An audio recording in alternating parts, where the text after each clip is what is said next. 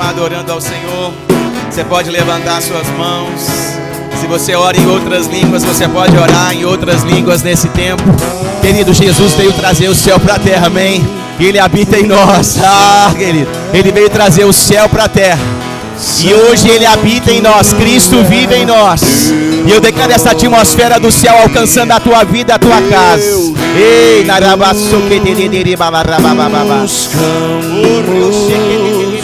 tua vontade seja feita na terra como é nos céus. Deixa o céu na terra.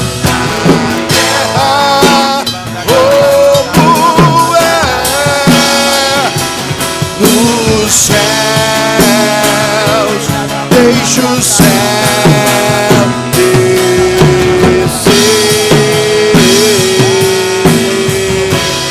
deixa o céu descer,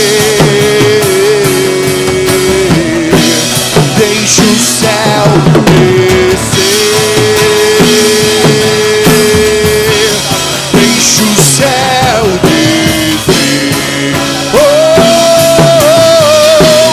deixa o céu descer, hey, deixa o céu descer, Jesus, deixa o céu descer, yeah, deixa o céu descer,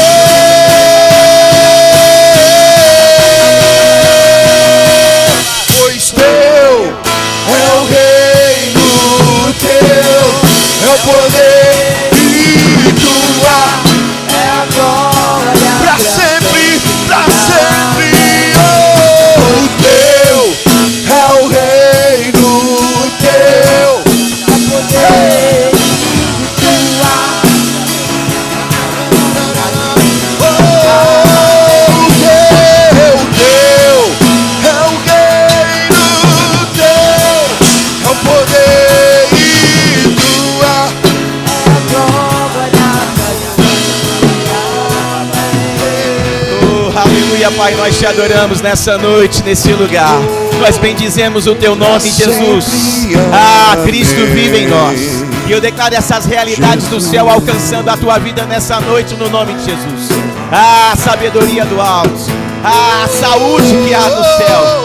Ei, a santidade que há no céu. Ei, o governo que há no céu. Ei, tudo aquilo que Cristo conquistou. Ei, tudo aquilo que Cristo já pagou. Ei, já está tudo pago e consumado no sangue de Jesus. Ei, que justificou. Você nasceu de novo, é uma nova criação. Você agora é filho amado de Deus. Você é rei, você é sacerdote. Essa é a sua nova identidade nele. Ele vive em você. Ele está vivo em você. Ele se move através de você. Oh, Pai, obrigado. Obrigado, Pai, pelas realidades do céu alcançando a nossa vida, a nossa casa. A tua palavra renovando a nossa mente. A tua palavra mudando a nossa mentalidade. A tua palavra que é a verdade.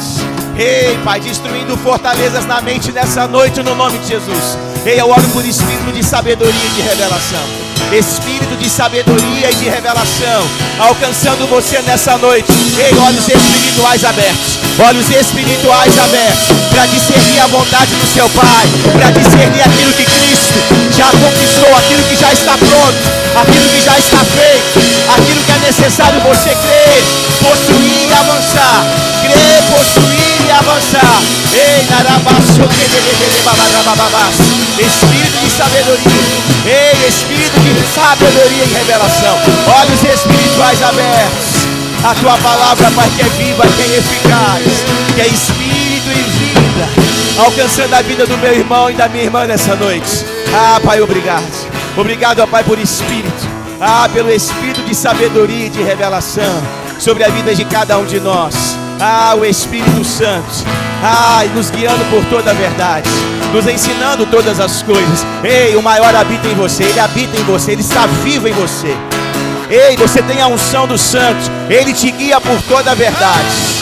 Ele te ensina todas as coisas. É Ele que te dá a revelação da palavra. É Ele que faz a palavra ficar viva no teu coração e sair da tua boca com autoridade, e sair da tua boca com poder criativo, com poder transformador, com poder de mudar as realidades à sua volta, no nome de Jesus. Ei, eu declaro você se movendo pela fé, você crendo na palavra e se movendo por aquilo que está escrito a teu respeito.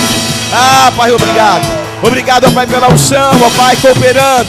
Obrigado, ó Pai, pelos sinais. Obrigado pelos milagres. Ó Pai, acompanhando a Tua palavra, acompanhando a pregação da Tua palavra. Ei, eu declaro uma intervenção divina. Ei, se você precisa de uma intervenção divina, nós vamos falar sobre finanças nessa noite. Mas eu já te adianto, se você precisa de uma intervenção divina, ei, eu declaro essa intervenção te alcançando. Ei, favor te alcançando. Ei, as janelas do céu abertas sobre a tua vida no nome de Jesus. A unção, ei, que te capacita, ela também prospera o trabalho das suas mãos. Ela também atrai aquilo que você precisa. Ela também te coloca no lugar certo, com as pessoas certas, no momento certo, no nome de Jesus. Ei, narabachou que te derecai. Ei, eu declaro conexões divinas. Ei, conexões divinas alcançando a tua vida. Ei, aquilo que estava fechado. Ei, aquilo que você não conseguia tocar. Ei, a unção abrindo para você entrar. Abrindo para você entrar. Abrindo para você entrar. Abrindo para você entrar.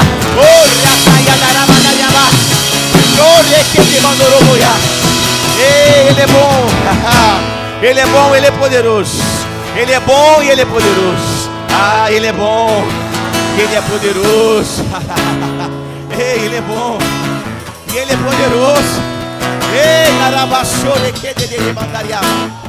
Orio que de mandarabas. Oh, Ele vai cheio. Ei, Ele é bom, queridos. Ele é bom, Ele é bom e Ele é poderoso. Ele é poderoso. Ah, Pai, obrigado. Pega a tua Bíblia aí, querido. Vamos fazer uma confissão de fé, amém? Eu queria que o diaconato... Vem cá, Moisés, por favor. Faz por favor, desce. Eu quero descer, ficar mais perto aqui das pessoas. Então, por favor, desce aqui pra gente o púlpito, amém? Pega a sua Bíblia aí, amém? Opa, tem 3, ó, que bênção. Eita glória. Então, peraí, querido, não vamos confessar ainda não. Vamos só aguardar nossos irmãos aqui. Vem cá, vem cá, vem cá. Vem cá, não senta não.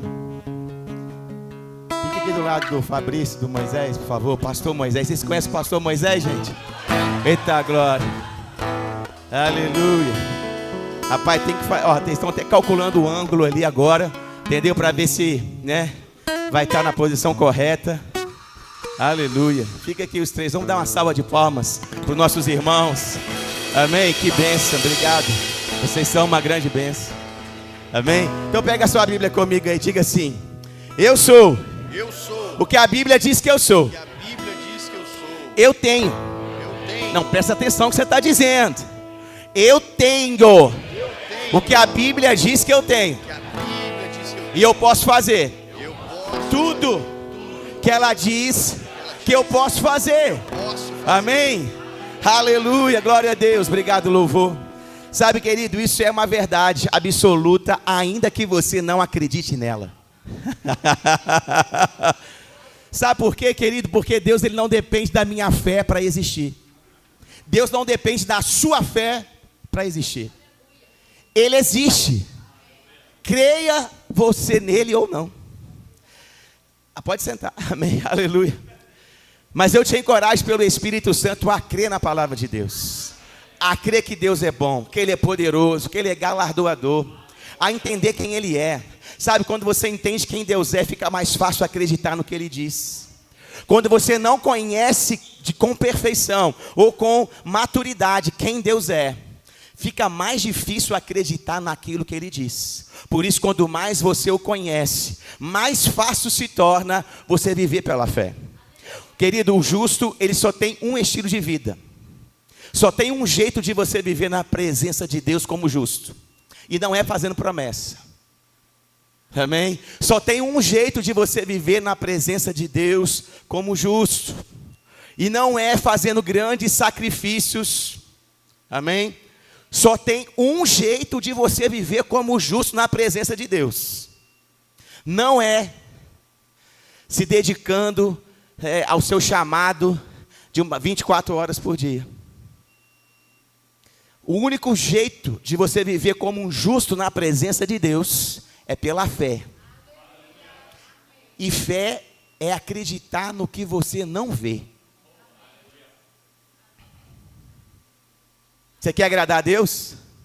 Começa a acreditar naquilo que Ele disse, ainda que você não veja. Ainda que você não toque. Ainda que você não sinta. Quando Deus encontra alguém assim, Ele se agrada. Ele fala, Ele me conhece. Ele sabe quem eu sou. Ele percebeu o meu poder. Ele compreendeu a minha essência. Ele não depende dos sentidos naturais. Ele não depende das coisas da terra. Ele não depende para ver. Ele não depende para tocar. Não. Ele acredita naquilo que eu digo. Amém? O justo vive pela fé. Amém? Aleluia. Sabe, quando você olha para a sua vida financeira, o que você vê? Hein? Quando você olha para a sua vida, para suas finanças da sua empresa, quem é que é empreendedor? Levanta a mão aí, quem tem negócio? Olha quanta gente, né? Glória a Deus. Né? Quando você olha para o seu negócio, o que você vê? Acabei de dizer, amém? Que você pode crer ainda que não veja, amém? Mas quando você olha, com os olhos naturais mesmo, talvez, o que você enxerga, o que você vê? Sabe, isso afeta a forma que você vê a tua empresa, as tuas finanças pessoais. Isso afeta o seu humor, isso afeta o seu casamento, isso afeta o seu relacionamento com seus filhos. Então o que nós vamos falar aqui não é apenas de dinheiro. Nós não vamos falar apenas aqui sobre um assunto, mas nós vamos falar sobre o estilo de vida que afeta várias áreas da nossa vida, como casamento, relacionamento, ministério. Tem gente que não está no ministério, sabe por quê? Porque tem que trabalhar muito, porque está correndo atrás do dinheiro, e aí ele não tem tempo para servir a Deus. Está vendo como uma coisa, ela está conectada com outra coisa? Então a forma que você enxerga a sua realidade financeira, ela define muitas decisões que você toma no seu dia a dia. Ela define muito o que você vai fazer amanhã, por exemplo.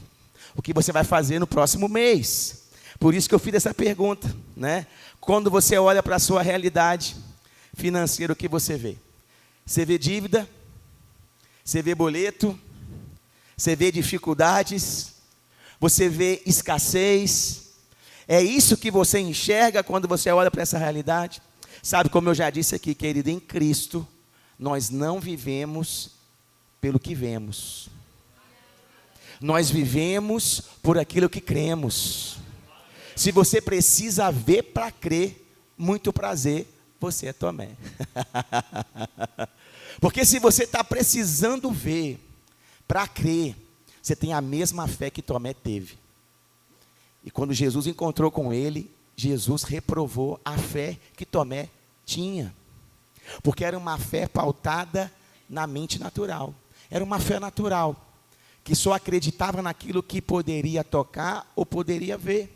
Por isso que Romanos capítulo 1, versículo 16 e o 17 diz o seguinte: pois não me envergonhe do evangelho, porque é o poder de Deus para a salvação de todo aquele que crê, primeiro do judeu e também do grego. Porque a justiça de Deus se revela no evangelho, de fé em fé, como está escrito: o justo viverá pela fé. Sabe, querido, o evangelho é o poder de Deus para aquele que crê. O evangelho para aquele que não crê não é poder de Deus. O mundo que não crê no evangelho não experimenta do poder de Deus. O mundo que está duvidando da palavra de Deus, talvez não vai experimentar.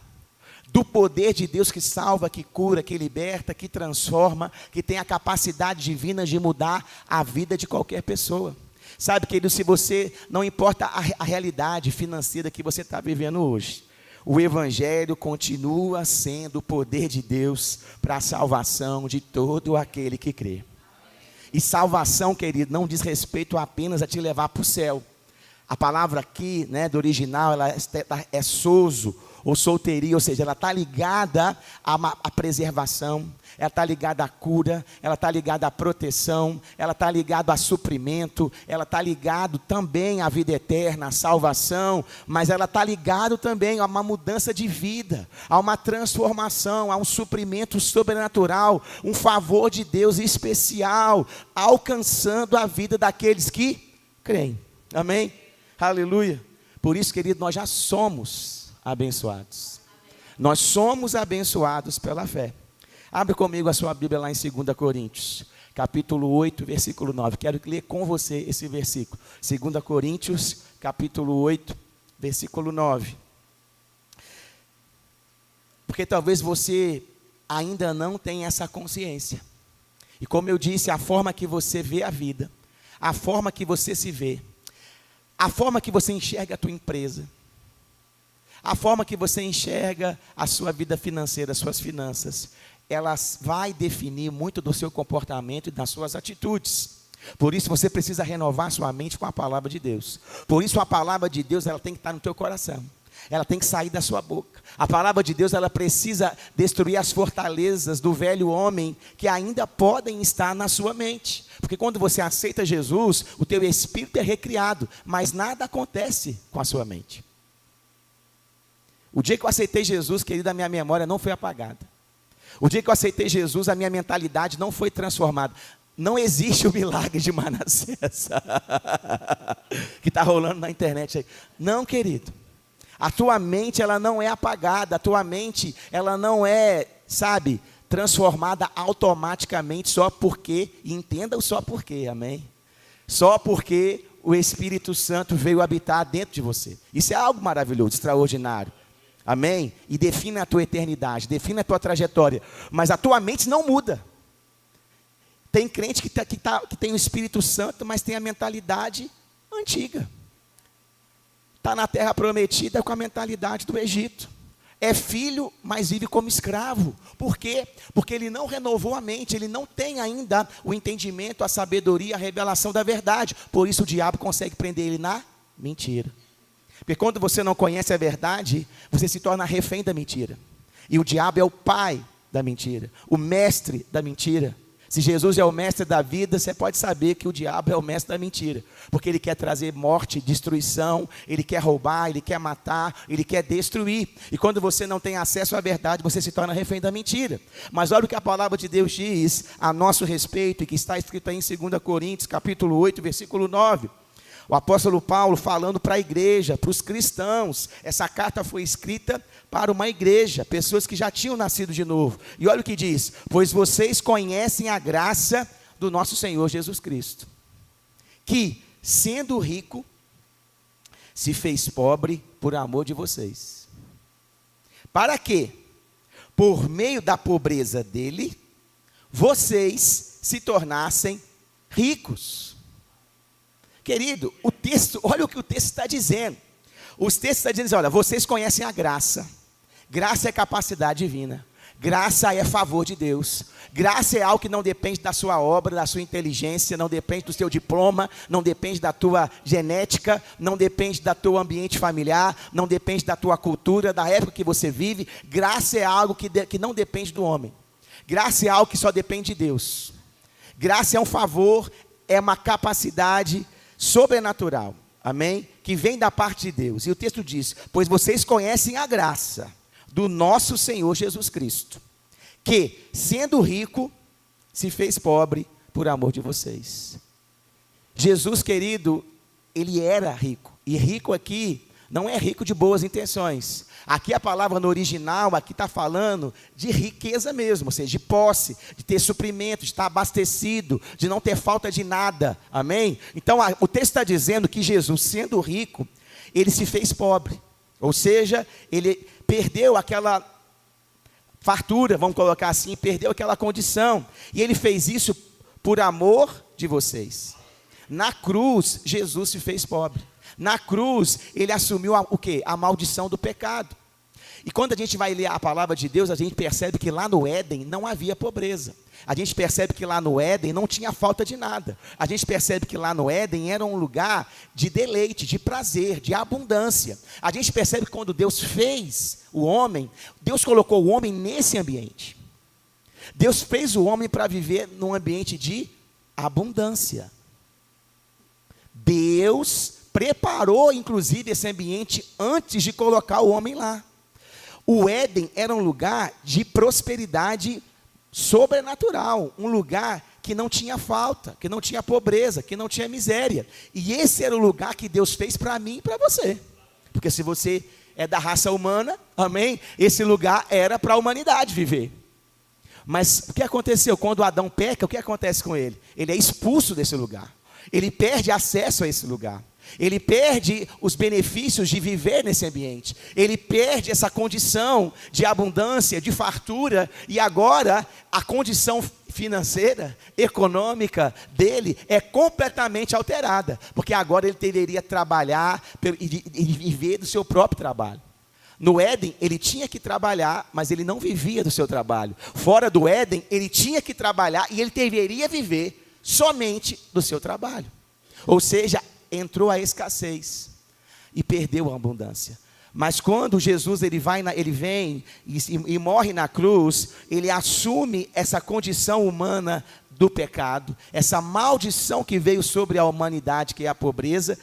Para quê? Para que por meio da pobreza dele, nós, eu e você, nos tornássemos ricos. Ou seja, por isso que nós hoje em Cristo Jesus, nós já somos abençoados. Pastor, mas eu estou com um boleto. Vou chegar lá. Amém? Mas a palavra de Deus diz que você, em Cristo Jesus, é rico. Ô pastor, então a gente tem um problema. Porque a palavra de Deus, então, a palavra de Deus diz que eu sou rico. Mas eu estou pobre. Só tem um problema aí. Ou a palavra de Deus não é verdade, ou o problema está em você, querido. Você entendeu? Só tem duas hipóteses. Porque se a palavra de Deus está dizendo que Jesus, sendo rico, se fez pobre para te fazer enriquecer, e você não vive essa realidade, ou a palavra de Deus é mentirosa, e aí a gente pode encerrar o culto e ir para casa, porque vai ser melhor, ou existe algo em nós que não está alinhado com a palavra de Deus. E por isso nós não estamos vivendo à altura ou conforme a palavra de Deus. Amém?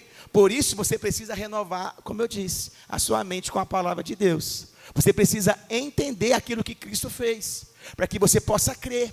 E aí quando você crê, você se move. E aí quando você se move, a realidade é alterada. Sabe por que a realidade da tua vida não muda? Porque você não se move. Sabe por que você não se move? Porque você não crê. E sabe por que você não crê? Porque você pensa ainda com a sua velha mente.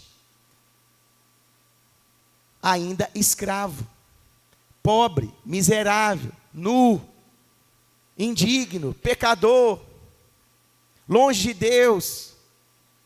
Se você se vê dessa forma, dificilmente você vai se mover na ousadia do Espírito. Dificilmente você vai ter uma atitude de coragem diante de uma situação adversa. Dificilmente você vai se levantar no meio de uma crise econômica e declarar: eu creio na provisão de Deus.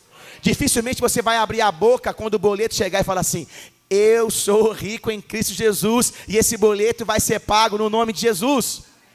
Sabe por que você não fala? Porque você não crê. Porque quem não crê, querido, fica calado diante do problema. A montanha está lá, mas ele só fica olhando para ela. Ele olha para a montanha e fala: rapaz, é grande. E aí no outro dia ele para lá, olha a montanha de novo, é grande mesmo. Aí chega mais um dia, chega do trabalho cansado, olha para a montanha, essa montanha está lá, é grande mesmo. E vai assim. Aí vai vivendo a vida. só observando a paisagem. Ei, Deus não te fez para observar a paisagem. Deus te fez para governar. Deus te fez para dominar. Você é a imagem e a semelhança de Deus. Deus te deu domínio sobre tudo que Ele fez. Deus te fez para governar os recursos da terra, para estabelecer o céu na terra. Por isso Cristo vive em você. O Espírito Santo está dentro de você, para que você abra a sua boca e altere a realidade. Deus querido, Jesus já veio.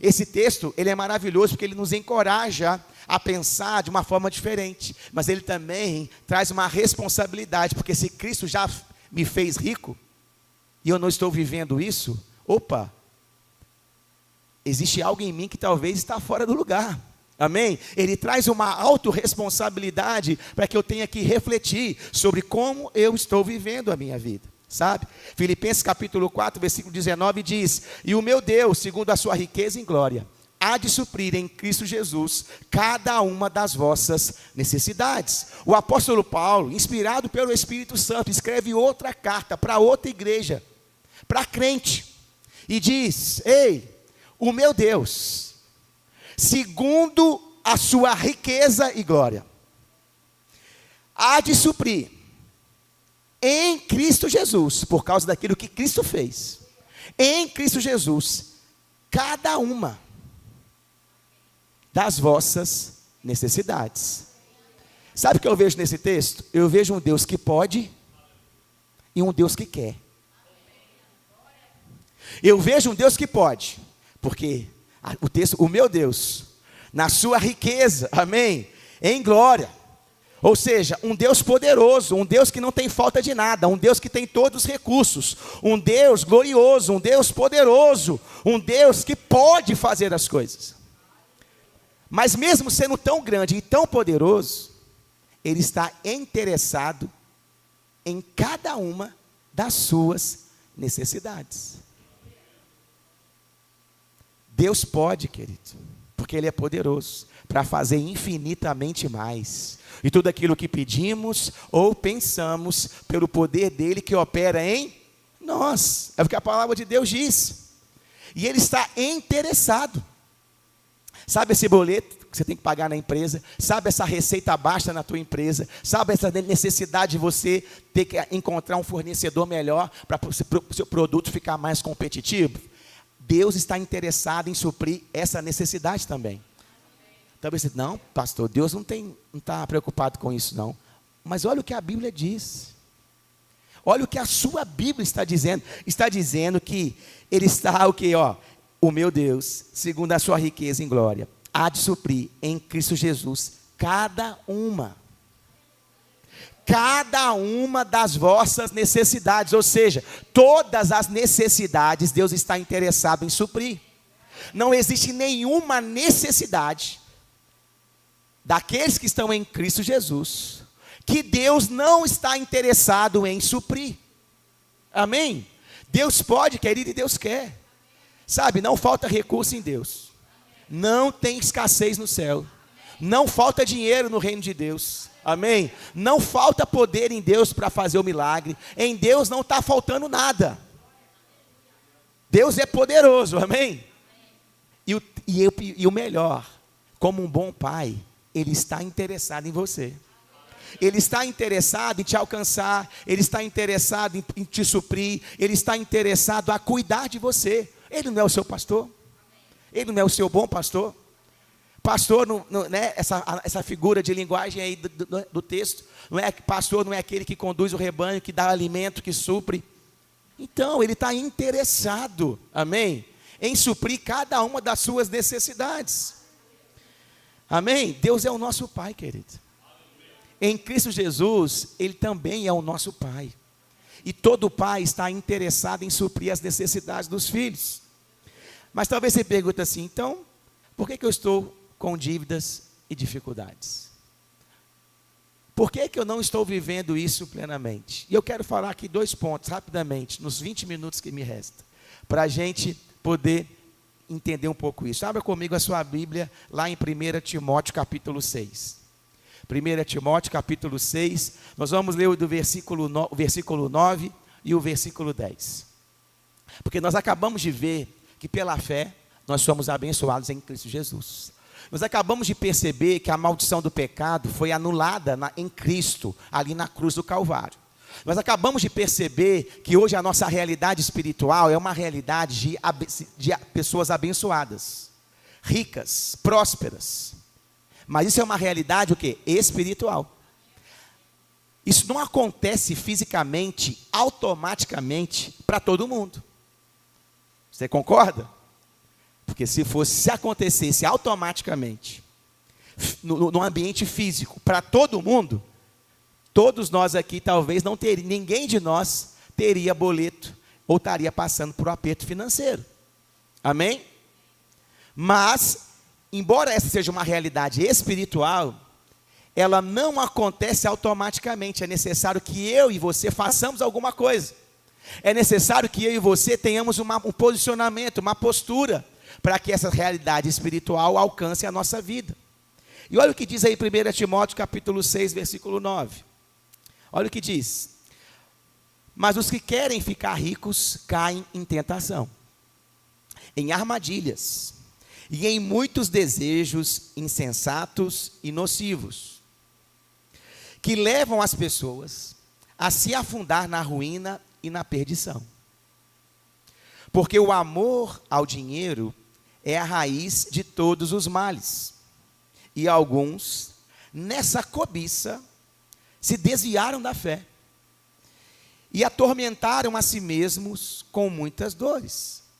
É interessante que ao mesmo tempo que a Bíblia diz que você é rico em Cristo Jesus, a Bíblia também te alerta. Se você não colocar o teu coração no lugar certo e deixar a cobiça, deixar a ganância, deixar o amor ao dinheiro governar o teu coração, você vai para onde? Para a ruína. Você vai viver situações difíceis, complicadas. Por isso que o problema, querido, não é o dinheiro. Mas o texto é claro, o dinheiro não é a raiz de todos os males. Dinheiro não é um problema na nossa vida. Ter dinheiro não é um problema. Diga para a pessoa do seu lado, ter dinheiro não é um problema. Sabe qual é o problema? O dinheiro ter você. Esse é um problema. Porque quando nós olhamos para a Escritura, nós vemos muitos homens de Deus com muito dinheiro.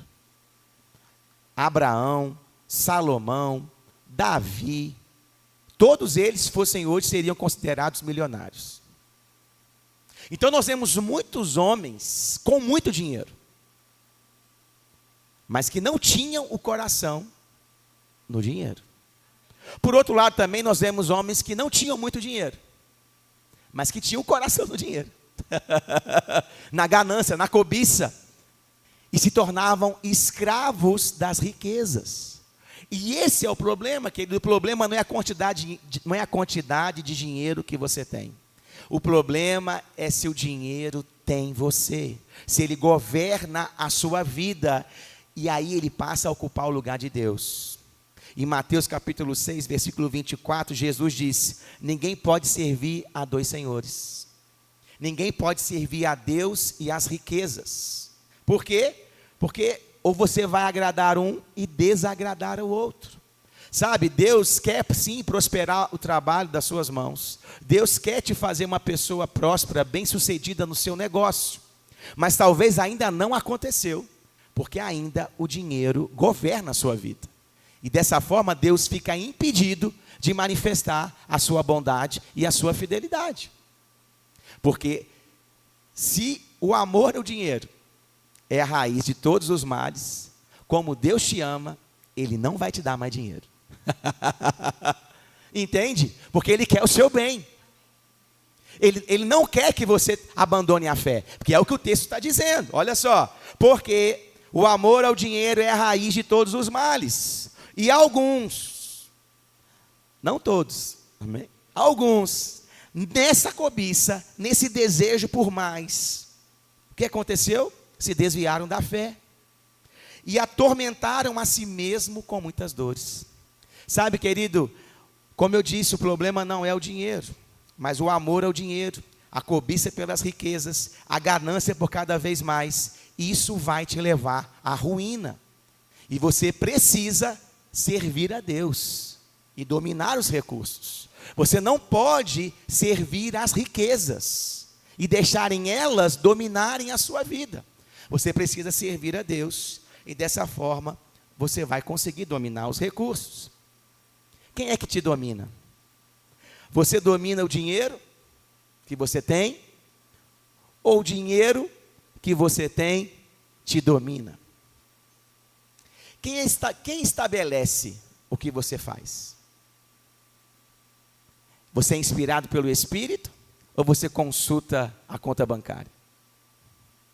Quem governa você? Quem é que estabelece as suas prioridades? É a palavra de Deus ou são ou a sua ganância e os seus desejos por cada vez mais? Entende? Quem é que governa você? Quem domina você? Sabe, Deus é bom, querido. Deus é poderoso. Amém? Ele é poderoso para fazer infinitamente mais. De tudo aquilo que pedimos ou pensamos pelo poder dele que opera em nós. Não há falta nenhuma em Deus. E Ele quer suprir cada uma das suas necessidades. Mas você precisa deixar de lado o amor ao dinheiro. Porque senão, essa cobiça pode fazer você abandonar a fé e te levar à ruína. Amém? Aleluia. Quem é que te domina, querido? Aí você fala, não, pastor, o dinheiro não me domina não.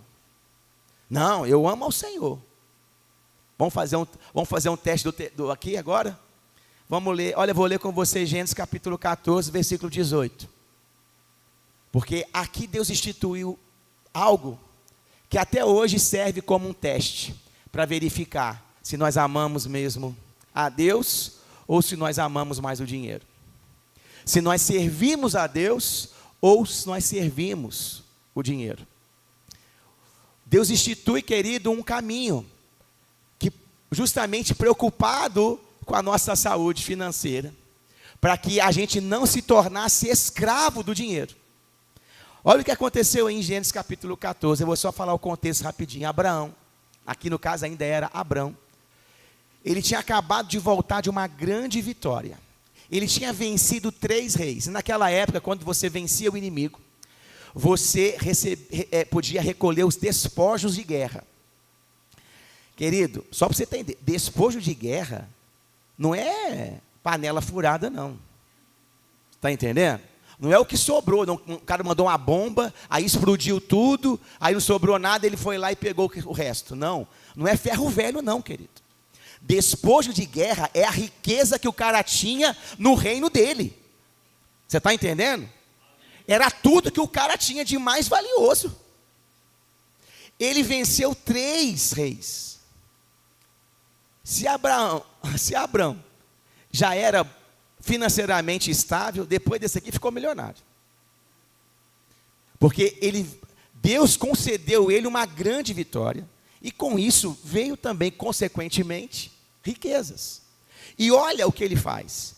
Olha o versículo 18. E Melquisedeque, rei de Salém, trouxe pão e vinho. Ele era sacerdote do Deus Altíssimo. Então, Abrão encontra com Melquisedeque, que era um sacerdote do Deus Altíssimo, de Deus. E olha o que Melquisedeque faz. Ele abençoou Abrão e disse: Abrão, seja abençoado pelo Deus Altíssimo, que criou os céus e a terra. E bendito seja o Deus Altíssimo, que entregou os adversários de você nas suas mãos. Então, Melquisedeque, como sacerdote, um representante de Deus, ele se encontra com Abrão e abençoa Abrão e diz: olha, bendito seja o Deus que te abençoou. Foi Deus que te deu essa vitória. Amém? E aí, Abrão, reconhecendo a autoridade daquele sacerdote, olha o que o final do versículo 20 diz: e Abrão deu a Melquisedeque o dízimo de tudo. Ah, você teria coragem. Se você ficasse milionário amanhã, você daria o dízimo de tudo? Porque foi isso que ele fez. Foi exatamente isso que ele fez. Não tinha ninguém vendo, só Deus, tanto é que escreveu. Não tinha ninguém lá fiscalizando, não tinha Receita Federal não, querido, para poder verificar a contabilidade. Não tinha nenhuma denominação falando, obrigando ele a fazer aquilo. Nem tinha nem lei de Moisés. A lei só foi instituída 430 anos depois desse encontro. Ele não tinha nenhuma obrigação de dar o dízimo.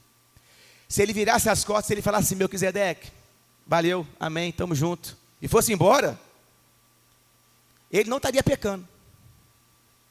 Porque não tinha lei que obrigasse ele a fazer.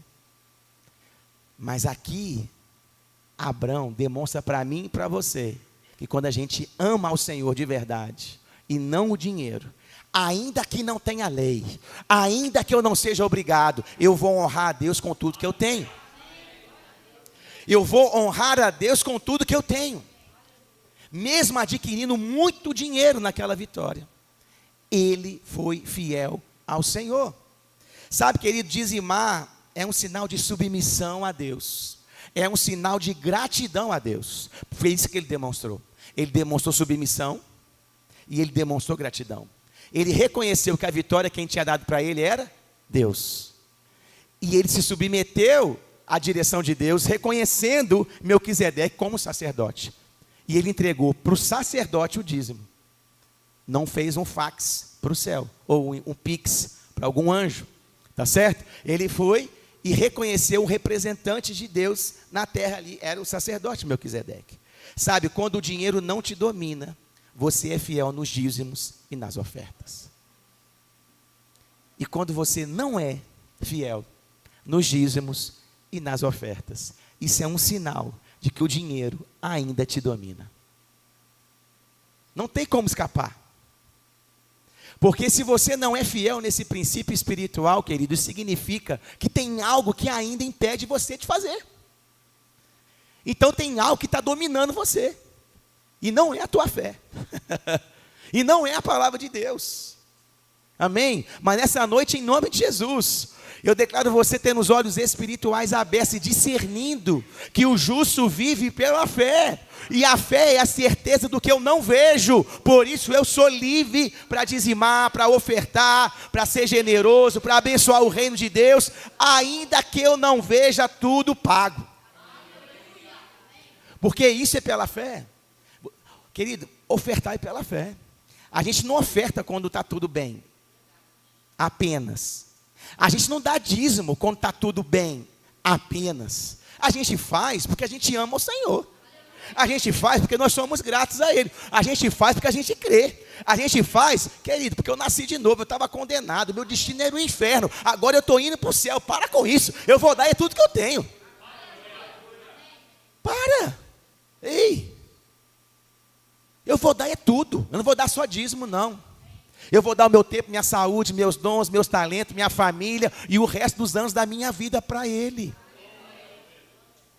Sabe, querido, porque o que Ele fez por mim é muito maior. E eu vou fazer uma pergunta para você. Se você não dá dízimo, você acha que é uma coisa tão pequena? Porque, querido, se a gente botasse uma régua espiritual, não existe, mas se a gente fosse medir a nossa espiritualidade, dizimar está lá embaixo. Dizimar é o mínimo da espiritualidade. É o mínimo do discernimento espiritual. É você reconhecer que sem Deus você morre. É você reconhecer que sem Deus você estava morto. É você reconhecer que sem Deus é morte eterna. Entende? E aí você vai lá e simplesmente devolve para Deus 10% e pode ficar com 90% para administrar, para gastar, para investir, para fazer as suas coisas.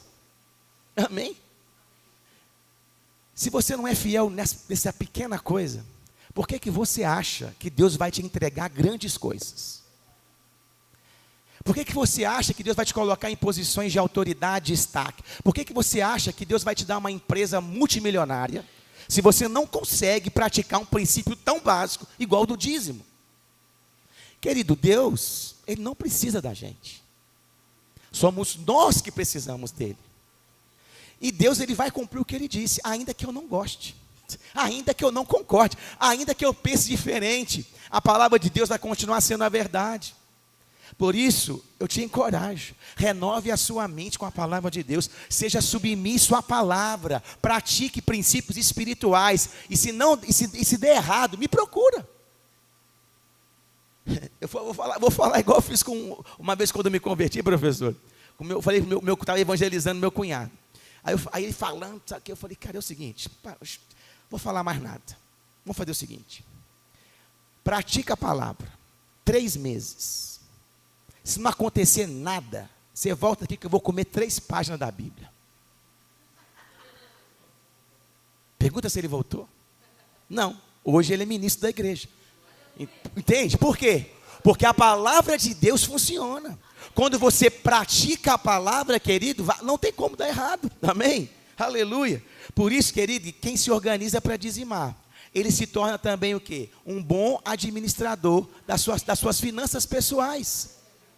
Porque se você se organizar para dar o dízimo, você vai começar a planejar melhor as suas finanças. Porque para dizimar, qual é o primeiro aspecto que você precisa saber?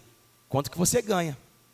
E se você é CNPJ ou MEI, vai uma dica, separe as finanças pessoais da empresa. Porque senão você não vai conseguir qualificar o seu dízimo, por exemplo.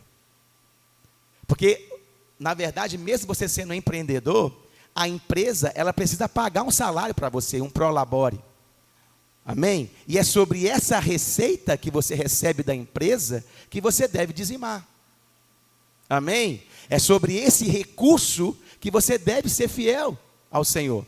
Mas se a sua contabilidade lá, se as suas finanças na sua empresa é tudo misturado, você paga o seu aluguel na conta da empresa, né?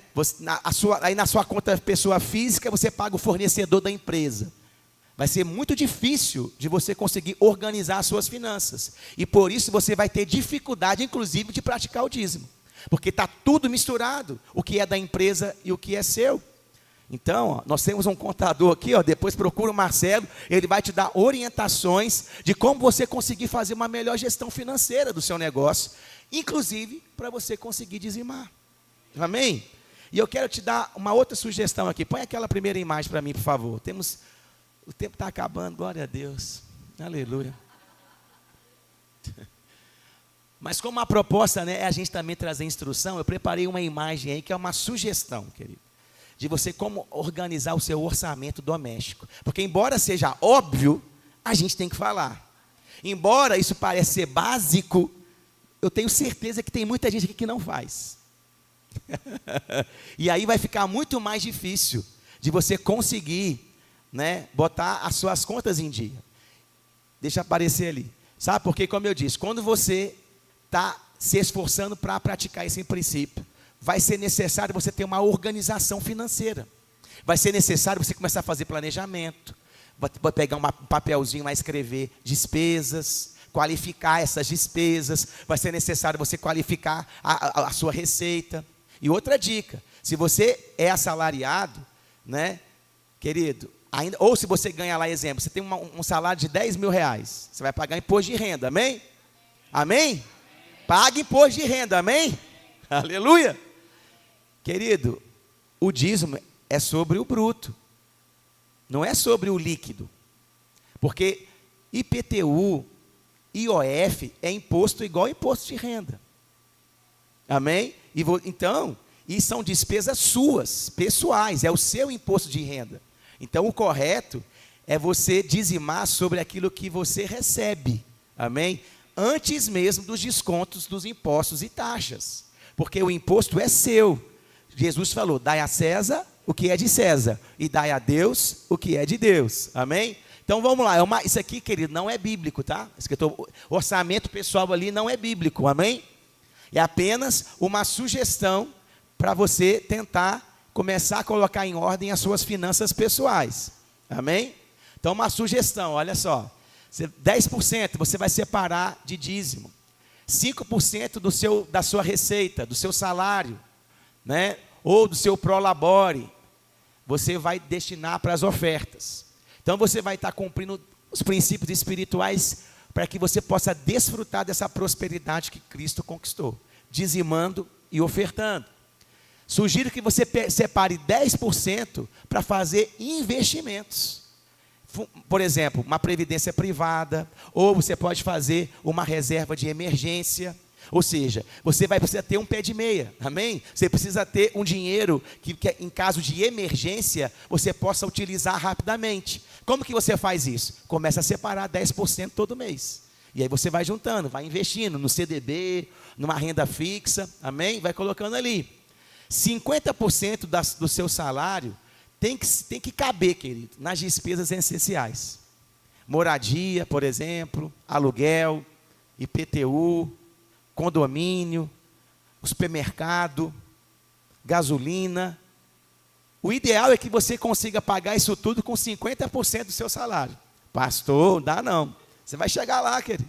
Amém? Seu salário vai aumentar. Amém? Você vai prosperar. Porque se você começar a praticar os princípios espirituais, o que você acha que vai acontecer?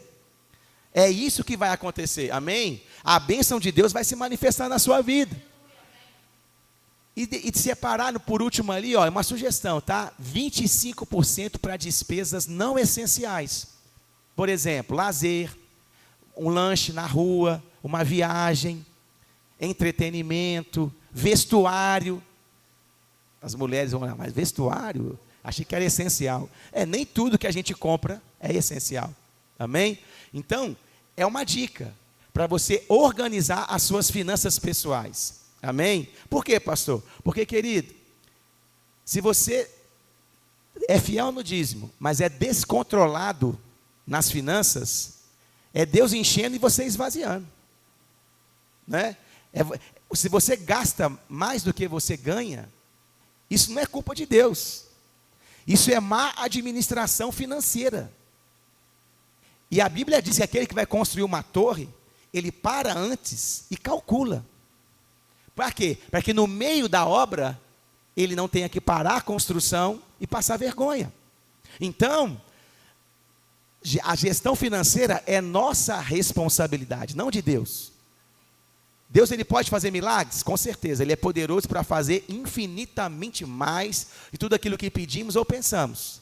Mas somos nós que temos que ter sabedoria para administrar os recursos que ele tem entregue nas nossas mãos. Amém? Pastor, você pratica isso? Eu pratico. E não só eu, a igreja pratica. Quer ver? Coloca outra imagem, por favor. A nossa igreja local, como instituição local, nós fazemos parte do Ministério Verbo da Vida. Amém? O Ministério Verbo da Vida, hoje tem mais de 500 igrejas espalhadas em várias nações. E ele tem aqui, ó, uma sugestão de como nós devemos administrar as finanças da igreja. A sua igreja é administrada dessa forma que está aqui, ó. O gestor financeiro está ali. Nós administramos os dízimos e as ofertas com sabedoria e responsabilidade. O que nós fazemos? 15% da receita nós enviamos como oferta e dízimo dos dízimos para a sede em Campina Grande. Ou seja, nós praticamos o princípio que ensinamos. Nós não estamos aqui, querido, com uma filosofia. Nós estamos aqui falando algo que nós vivemos. Como igreja local, nós damos o dízimo dos dízimos, 10% da receita, e enviamos 5% de oferta para obras missionárias e novas obras do Ministério Verbo da Vida. Além disso, nós temos como alvo, todo mês, uma reserva, fazer um investimento, né, reserva técnica, de 10% daquilo que nós temos como entrada. Então, a sua igreja tem aplicação bancária no CDB, querido. Porque a gente é organizado. A gente tem reserva técnica. Entende? Por quê? Porque nós vamos ter para um novo endereço daqui a pouco. Amém? Nós vamos fazer novos investimentos. Então, nós precisamos administrar com sabedoria. Além disso, a recomendação é que você gaste 25% com pessoas, prebendas, salários, funcionários, as pessoas que trabalham na igreja, que servem, os ministros que recebem. A sugestão também é que você gaste 25% com aluguel. Amém? E 25% com despesas operacionais da instituição, como água, luz, internet, material de limpeza, equipamentos, ou seja, tudo aquilo que é necessário para a igreja funcionar. Pastor, vocês fazem isso? 100%. Estava com ele ali há pouco, ali agora, né? Ele falou, pastor, ó, vamos fazer aqui o investimento? Vamos. Aí, vamos fazer 10% de investimento? Vamos. Ou seja, nós estamos administrando os recursos com idoneidade, sabedoria transparência e responsabilidade.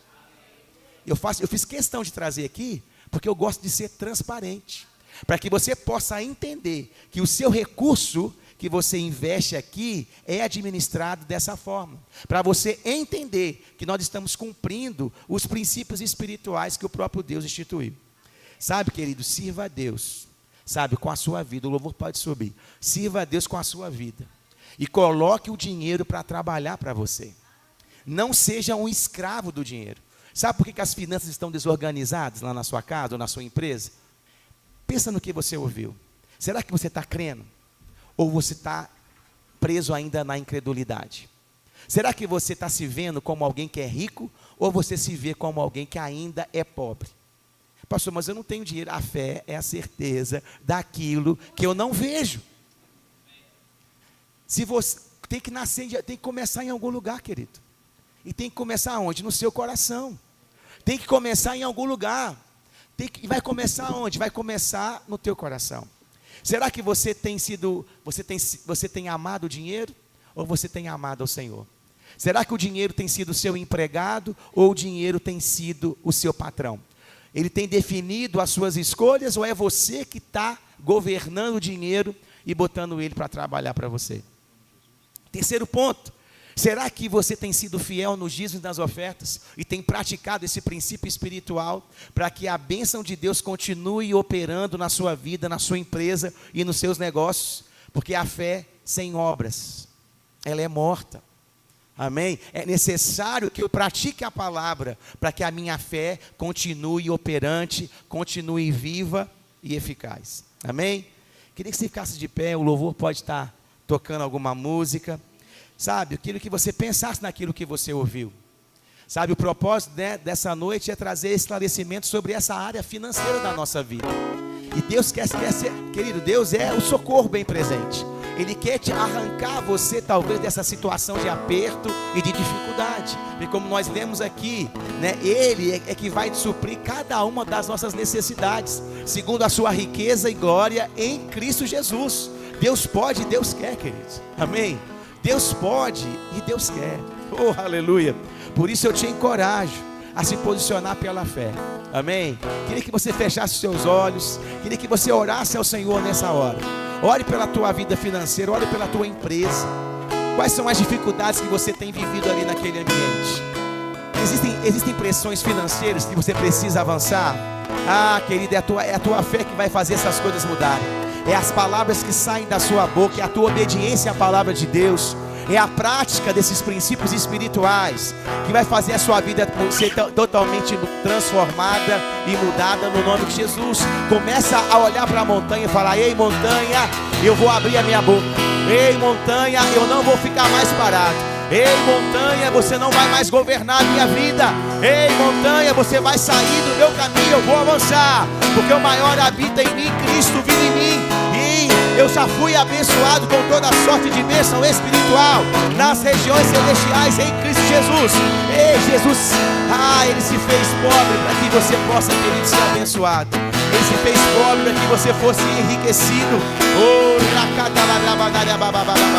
Começa a orar aí, querido. Começa a declarar esse tempo de mudança e transformação, alcançando a tua vida, a tua casa, a tua empresa. Eu declaro as janelas do céu se abrindo, intervenções divinas, o favor e a graça do Senhor alcançando a tua vida no nome de Jesus. Alcançando a tua vida no nome de Jesus. Alcançando a tua vida no nome de Jesus.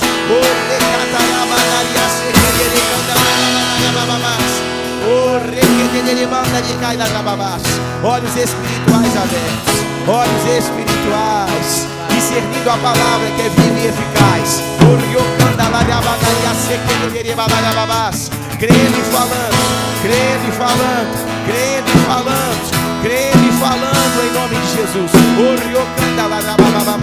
Oh, Pai, a tua bênção alcançando, a tua graça alcançando, o teu favor alcançando a vida de cada um de nós em nome de Jesus.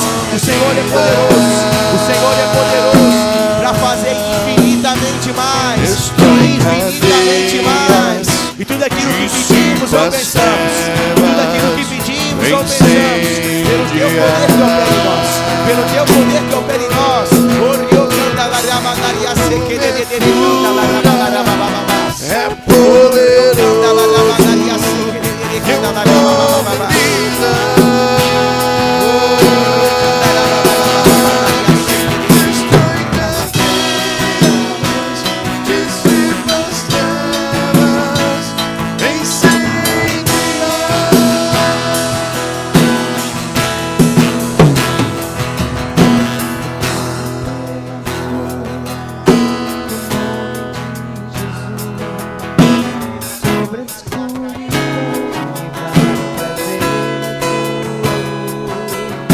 Sobre tua família, lançando o nome de Jesus.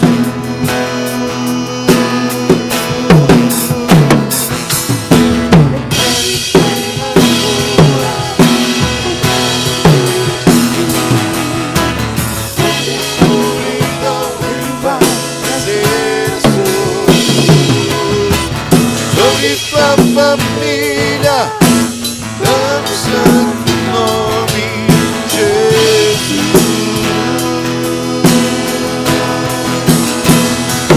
Cobertura é poderoso, teu nome é vida. Destrói cadeias, dissipa as trevas, incendia. Aleluia, aleluia. Sabe, querido, eu quero orar por você que precisa de uma intervenção. Sabe, aquela intervenção sobrenatural, abrindo as janelas do céu. Sabe, um favor extraordinário.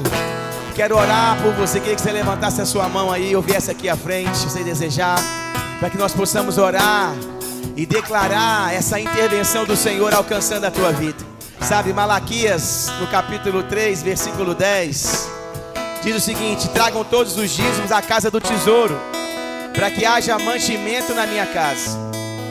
Mas olha o que o texto diz, logo em seguinte: ponho-me à prova nisto, diz o Senhor dos Exércitos, se eu não lhes abrir as janelas do céu e não derramar sobre vocês bênção sem medida. Sabe, querido, esse texto estava ainda na velha aliança, e Deus já estava declarando que se o povo cumprisse a palavra, fosse fiel nesses princípios espirituais, ainda numa aliança inferior, Ele iria abrir as janelas do céu, ia derramar sobre eles bênção sem medida. Sabe, você já está numa aliança superior. Você já está em Cristo Jesus. Você já é herdeiro de Deus. Você já é filho de Deus. Você já foi enriquecido pela fé em Cristo Jesus. Por isso essas coisas, elas podem sim alcançar a tua vida, a tua empresa, a tua vida profissional, as tuas finanças, no nome de Jesus. Mas você precisa crer que Ele é poderoso, amém? Você precisa crer que Ele é poderoso e que Ele pode, que Ele quer fazer isso em seu favor, no nome de Jesus. Por isso começa a declarar, e levanta suas mãos, você está aqui à frente, e começa a declarar as janelas do céu abertas. Começa a declarar: eu creio nas janelas do céu abertas sobre a minha vida, sobre a minha empresa. Eu declaro uma intervenção divina do Senhor, alcançando a minha empresa, as minhas finanças. Ei, no nome de Jesus.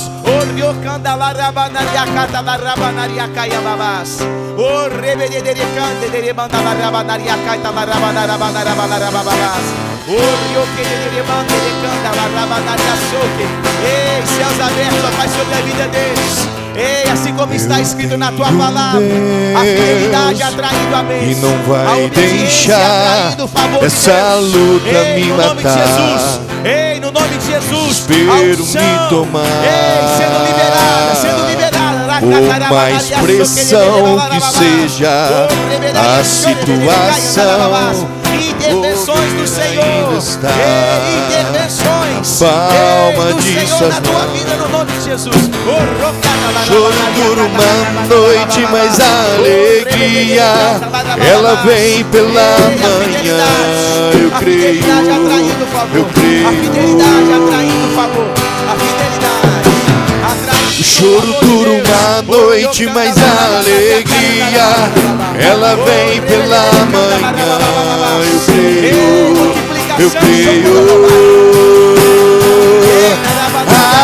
Ainda que a figueira não floresça e não haja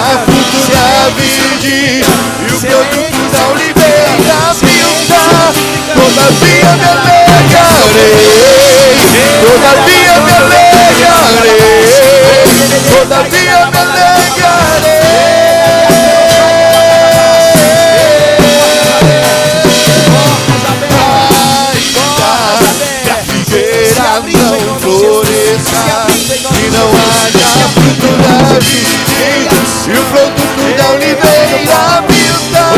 Todavia me alegrarei, todavia me alegrarei, todavia me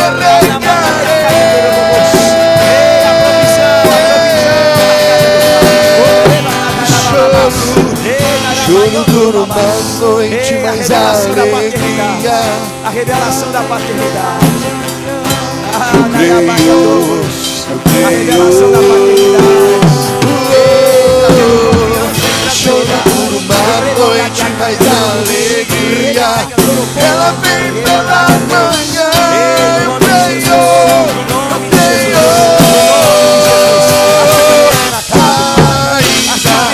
A figueira não floresça e não haja fruto da vide, e o produto da oliveira me dá. Todavia me alegrarei, todavia me alegrarei, todavia me alegrarei.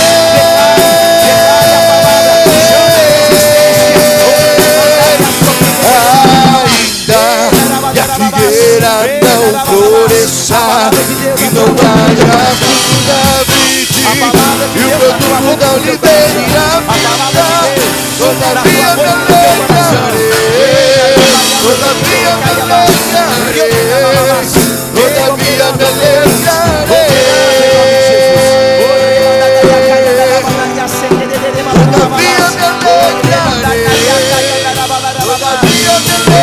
De abundância em nome de Jesus. Ei, abundância em nome de Jesus. Ei, aumento em nome de Jesus. Aumento em nome de Jesus.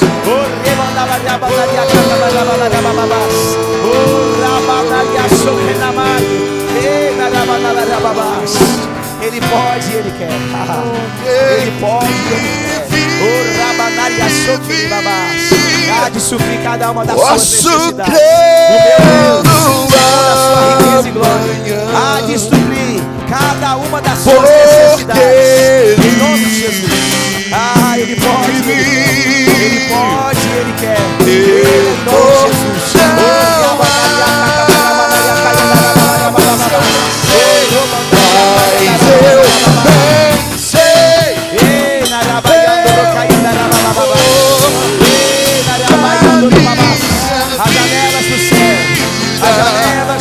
Nas mãos, está nas mãos do meu Jesus, alcançando a tua vida,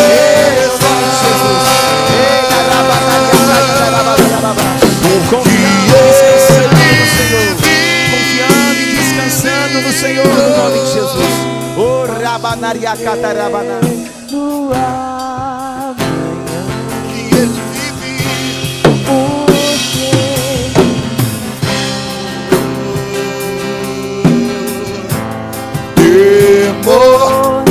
Não há, mas eu bem sei, eu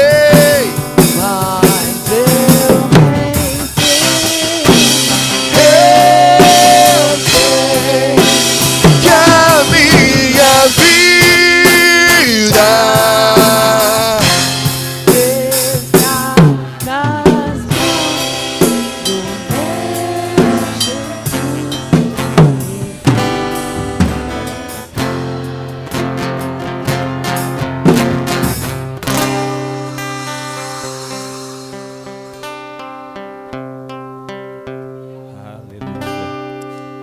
Aleluia, glória a Deus. Queridos, a palavra de Deus diz que